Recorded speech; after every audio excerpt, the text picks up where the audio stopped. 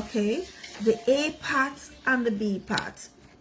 Now, the first point is the nature of perverse behavior. The nature of perverse behavior.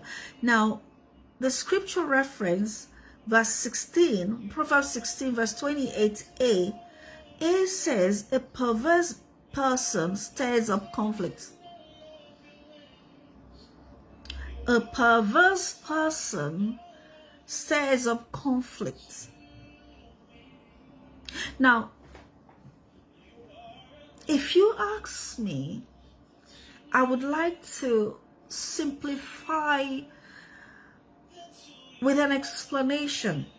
Okay?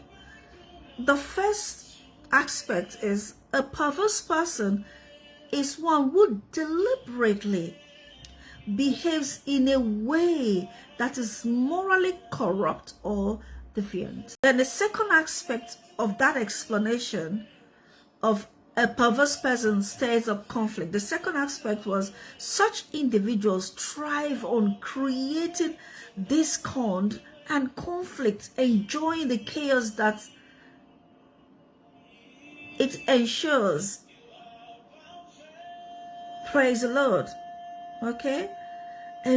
Enjoying the chaos. They're enjoying that environment, that conflict, creating discord, enjoying that conflict and the chaos that comes with it.